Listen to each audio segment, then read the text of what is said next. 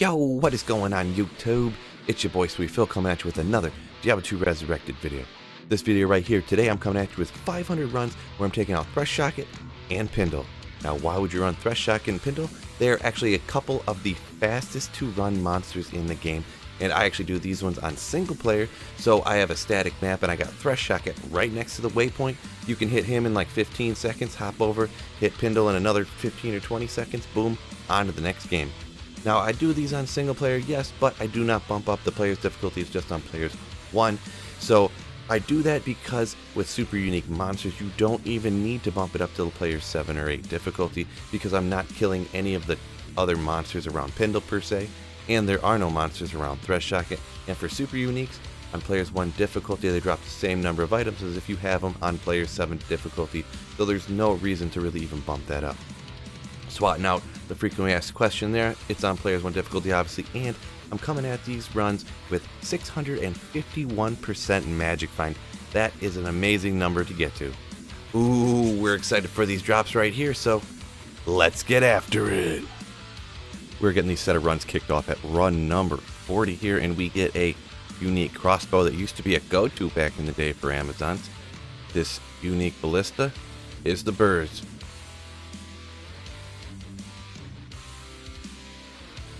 Get the next drop at run number 60, and once again from Pindle.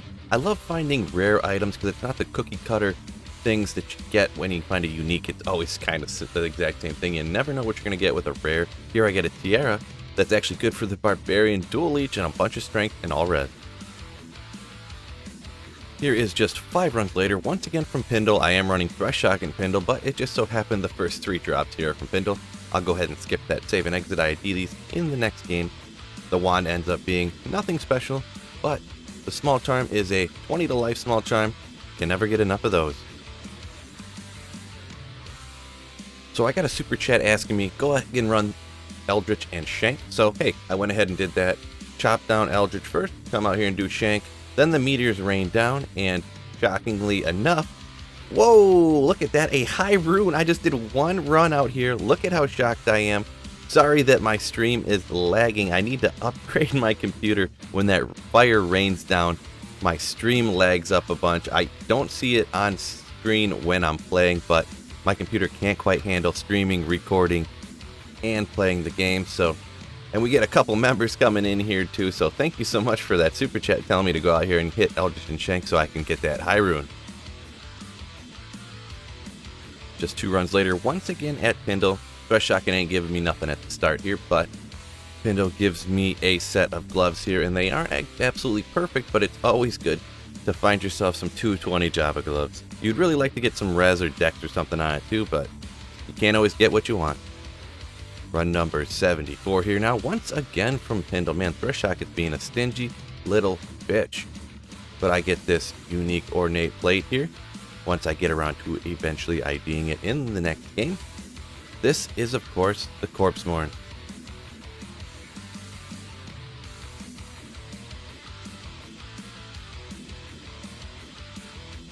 Five runs later, once again from Pindle. Thresh Socket just is doing nothing for me right at the start here, but Pindle's giving me a bunch of stuff. And this is one of those items that isn't necessarily the most useful, but it is actually very, very, very rare item. This unique legend spike is Ghost Flame.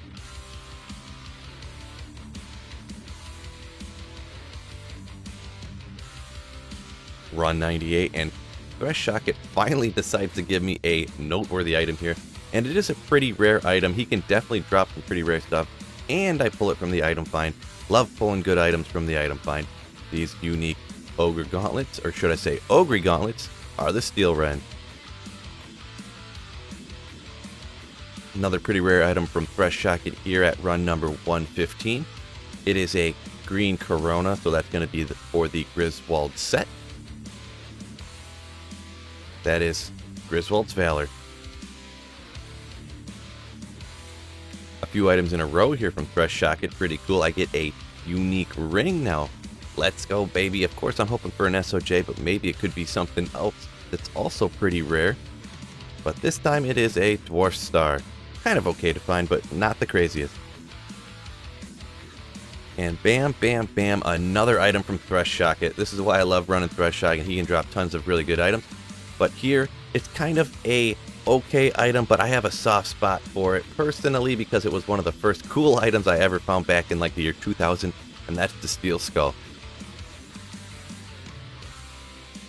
Now we're hitting Pindle here once again with a good drop at run 206, and this is also another very, very rare item. You see that unique Colossus Blade, and that's going to be what a lot of people know it is. It's the Grandfather. Back in the day, this is one of the most valuable items in the entire game before Runewords took over. Hitting Pindle once again with a good drop here at run number 218. We get a unique amulet. Let's go, baby. Let's see what this one ends up rolling as here. This time I get an Atmoscarab, noteworthy with that amplify damage. Now Thresh Socket gives me a set of boots here that's actually more valuable in Diablo 2 Resurrected now that they have that gambling feature. These are some of the go-to gold find boots, and they are Inferno Stride because they have that increased maximum fire res, and gold find. Around 265, another item here from Pindle. It's not necessarily the most valuable, but I just love and wish this item was a little bit better. That's this unique champion axe, and it is Messerschmitt Reaver, something like that. But it's just this huge giant axe. I wish it was better. Run 275, I get a set helmet here that is great for melee characters, and it can increase the damage a bunch on your mercenary too if you decide to use it there. And that's the G-Face with that Deadly Strike and Crushing Blow. Now we're hitting Pindle once again, giving me another good item. Getting a lot more items here from Pindle than I have been from Thresh Socket, but that can happen. Now we got this Blade of Alibaba, one of the go-to to have on your offhand for casters to get a bunch of magic find.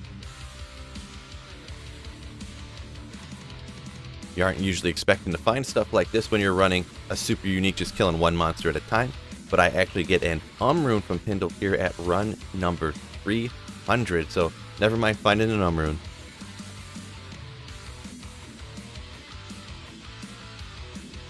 Run 320, and I'm coming from Thresh Socket here. I get another one of those items that used to be worth a lot. Every barbarian back in the day was always looking for their unique decapitator. That's the Hellslayer. A massive amount of percent to maximum damage based upon character level.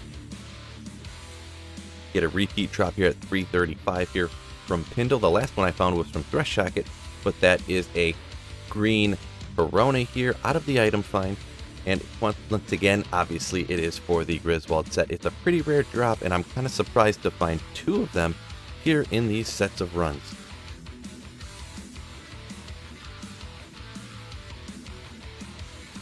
I got a noteworthy rare here at run 352 from Thresh Socket. It's not necessarily the most GG. A lot of rune words are going to beat it out, I know, but I always think it's really cool to find rares that roll pretty good. Now I got an Ogre Maul here, but it's cool that it rolled with a bunch of enhanced damage and that 40% increased attack speed. I just thought that was pretty cool and wanted to note it. Now Pindle gives me another noteworthy drop here at run 380. And these are some set battle boots. These are for the Alder set. They're Alder's Advanced. You don't need to see me save and exit. Once I DM though, they can roll with up to 50% to the fire res and a bunch of walk, run, and light. Get some noteworthy rare boots here. They aren't quite godly. They need to roll a little bit extra on them, but they are some tri-res boots. They roll with everything that you need on them to make them godly, but the resistance rolls on them are just a tad low that you can see right here, 7, 12, 5. The magic find, dex, faster walk, run. It is so close to GG, but like I said, they just need to be a little bit higher, but I wanted to note them. Get a unique ring here from Pindle, run 392.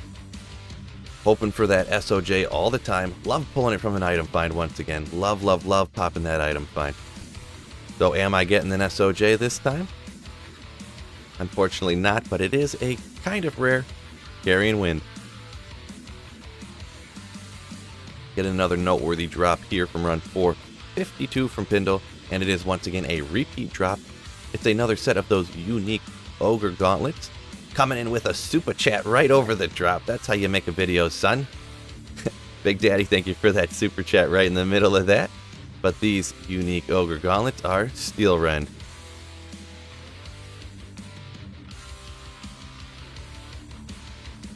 Run 458.